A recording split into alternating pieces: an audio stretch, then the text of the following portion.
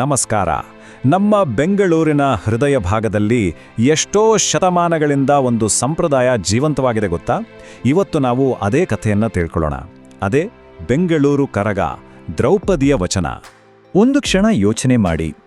ನಡುರಾತ್ರಿಯಲ್ಲಿ ಅರಳೋ ಒಂದು ಹೂವಿನ ಪವಾಡ, ತಲೆಮಾರುಗಳಿಂದ ತಪ್ಪದೆ ಪಾಲಿಸಿಕೊಂಡು ಬಂದಿರೋ ಒಂದು ಮಾತು. ಏನಿದು ಬೆಂಗಳೂರು ಕರಗ? ಇದರ ಹಿಂದಿನ ಅಸಲಿ ರಹಸ್ಯವಾದರೂ ಏನು? ಬನ್ನಿ, ಈ ಪಯಣದಲ್ಲಿ ಒಟ್ಟಿಗೆ ಸೇರಿ ಉತ್ತರ ಕಂಡುಹಿಡಿಯೋಣ. ಸರಿ, ನಮ್ಮ ಈ ಪಯಣ ಶುರುವಾಗುವುದೇ ಈ ಉತ್ಸವದ ಅತ್ಯಂತ ಅದ್ಭುತವಾದ ಒಂದು ಕ್ಷಣದಿಂದ. ಅದೇ ಬೆಂಗಳೂರಿನ ನಡುರಾತ್ರಿಯ ವೈಭವ.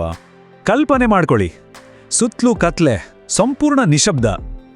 ಅದನ್ನ ಭೇದಿಸ್ಕೊಂಡು ಸರಿಯಾಗಿ ನಡುರಾತ್ರಿ 12 ಗಂಟೆಗೆ ಧರ್ಮರಾಯಸ್ವಾಮಿ ದೇವಸ್ಥಾನದ ಬಾಗಿಲು ತೆರೆಯುತ್ತೆ. ಒಳಗಿಂದ ಬರೋದು ಯಾರು ಗೊತ್ತಾ? ಸಾಕ್ಷಾತ್ ಆದಿಶಕ್ತಿಯ ಸ್ವರೂಪಿಯಾದ ಒಬ್ಬ ಪೂಜಾರಿ. ಅವರ ತಲೆ ಮೇಲೆ ಮಲ್ಲಿಗೆ ಹೂಗಳಿಂದ ಕಟ್ಟಿದ್ದ ಬೃಹತ್ ಕರಗ ಹೊಳಿತಾ ಇರುತ್ತೆ. ಅಷ್ಟೇ ಅಲ್ಲ, ಅವ್ರನ್ನ ಸುತ್ತುವರೆದು ಖಡ್ಗ ಹಿಡಿದ ವೀರಕುಮಾರರು ನಿಂತಿರ್ತಾರೆ. ಒಂದು ರೀತಿ ಮಾನವ ಕೋಟೆಯ ನಿರ್ಮಾಣ ಆಗಿರುತ್ತೆ. ಆಗ ಕೇಳಿಬರುತ್ತೆ ನೋಡಿ, ಗೋವಿಂದ ಗೋವಿಂದ ಅನ್ನೋ ಜಯಘೋಷ. ಅದು ಮುಗಿಲನ್ನೇ ಮುಟ್ಟುತ್ತೆ. ಈ ದೃಶ್ಯವನ್ನು ನೋಡಿದ್ರೆ ಮೈ ಜುಮ್ ಅನ್ನೋದು ಖಂಡಿತ. ಆದರೆ ಯಾಕಿದೆಲ್ಲ? ಇದರ ಅರ್ಥವಾದ್ರೂ ಏನು?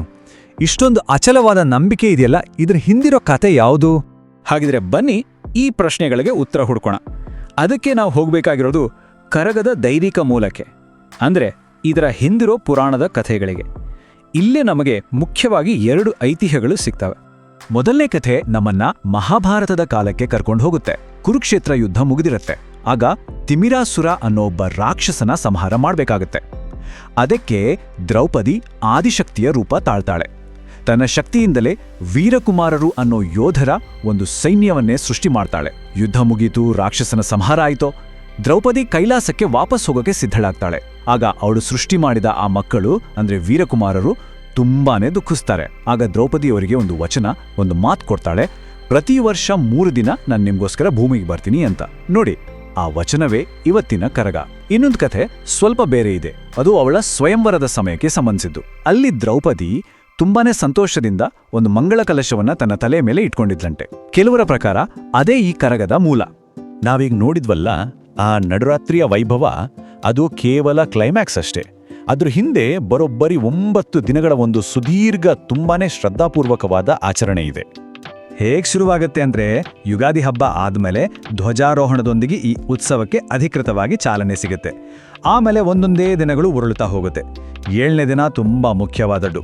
ಅಂದು ಹಸಿ ಕರಗ ಅಂತ ಒಂದು ಗೌಪ್ಯ ವಿಧಿ ನಡೆಯುತ್ತೆ. ಅಲ್ಲಿ ಪವಿತ್ರ ಕಲಶವನ್ನ ಸಿದ್ಧ ಮಾಡಲಾಗುತ್ತೆ. 8ನೇ ದಿನ ಇಡೀ ಸಮುದಾಯ ಒಟ್ಟಿಗೆ ಸೇರಿ ದೇವಿಗೆ ಪೊಂಗಲ್ ಮಾಡಿ ಅರ್ಪಿಸುತ್ತೆ. ಇನ್ನು ಕೊನೆಗೆ 9ನೇ ದಿನ ಆ ಕ್ಷಣ ಬಂದೇ ಬಿಡುತ್ತೆ. ಅದೇ ಹೂವಿನ ಕರಗದ ಭವ್ಯ ಮೆರವಣಿಗೆ. ಅದು ಇಡೀ ಹಳೆ ಬೆಂಗಳೂರನ್ನೇ ಸುತ್ತಿ ಬರುತ್ತೆ. ಈ ಇಡೀ ಉತ್ಸವದಲ್ಲಿ ಎಲ್ಲರ ಗಮನ ಸೆಳೆಯೋರು ಮತ್ತೆ ಈ ಉತ್ಸವದ ಆಧಾರ ಸ್ತಂಭವೇ ವೀರಕುಮಾರರು. ಯಾರು ಇವರು?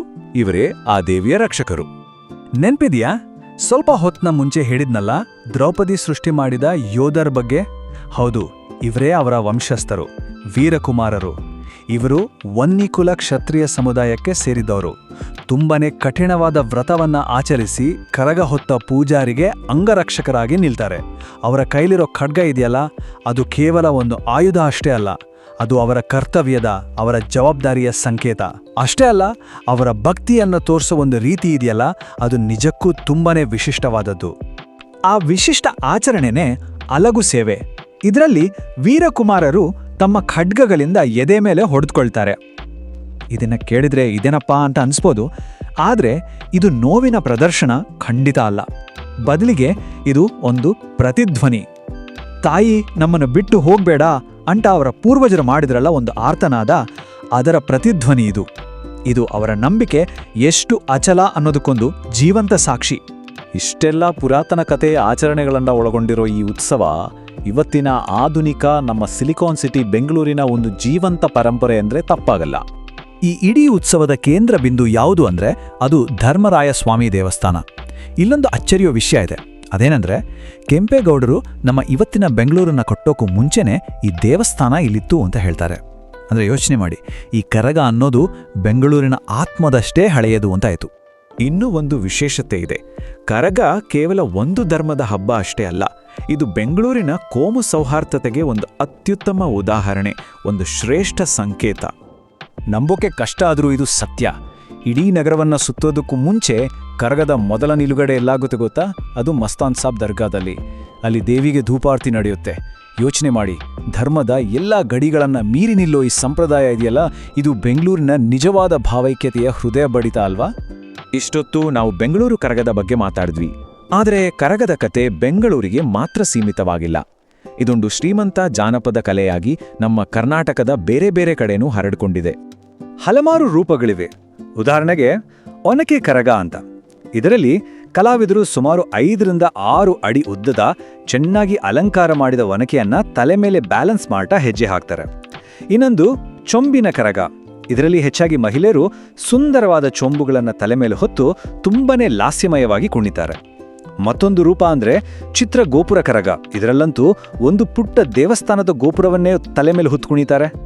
ನೋಡಿ, ಪ್ರತಿಯೊಂದು ರೂಪವೂ ಈ ಕಲೆ ಎಷ್ಟು ವೈವಿಧ್ಯಮಯ ಅನ್ನೋದಕ್ಕೆ ಸಾಕ್ಷಿ. ಹಾಗಾದ್ರೆ ಇಷ್ಟೆಲ್ಲ ಕೇಳಿದ ಮೇಲೆ ನಮ್ಗೆ ಅರ್ಥ ಆಗೋದು ಒಂದೇ ವಿಷಯ. ಕರಗ ಅನ್ನೋದು ಕೇವಲ ಒಂದು ದಿನದ ಉತ್ಸವ ಅಲ್ಲ, ಇದು ದ್ರೌಪದಿ ಕೊಟ್ಟ ಮತ್ತು ತಲೆಮಾರುಗಳು ಉಳಿಸ್ಕೊಂಡು ಬಂದಿರೋ ಒಂದು ವಚನ, ಒಂದು ಭರವಸೆ. ಹಾಗಾದ್ರೆ ಈ ಕರಗದ ಕಥೆ ನಮಗೆಲ್ಲ ಏನು ಹೇಳುತ್ತೆ? ಇವತ್ತು ಇಷ್ಟೊಂದು ವೇಗವಾಗಿ ಮಾಡರ್ನ್ ಆಗಿ ಬೆಳೀತಾ ಇರೋ ನಮ್ಮ ಬೆಂಗಳೂರಿನಂಥ ನಗರಗಳಲ್ಲಿ ಇಂತಹ ಪುರಾತನ ಸಂಪ್ರದಾಯಗಳು ನಮ್ಮೆಲ್ಲರ ಇವತ್ತಿನ ಅಸ್ಮಿತೆಯನ್ನ, ನಮ್ಮ ಐಡೆಂಟಿಟಿಯನ್ನ ಹೇಗೆ ರೂಪಿಸ್ತಾ ಇವೆ? ಇದೊಂದು ಯೋಚಿಸಬೇಕಾದ ಪ್ರಶ್ನೆ ಅಲ್ವಾ? ಈ ಪ್ರಶ್ನೆಯ ಜೊತೆಗೆ ಇವತ್ತಿನ ಈ ವಿವರಣೆಯನ್ನು ಮುಗಿಸೋಣ. ಮುಂದಿನ ವಿಷಯದ ಜೊತೆ ಮತ್ತೆ ಭೇಟಿಯಾಗ್ತೀನಿ.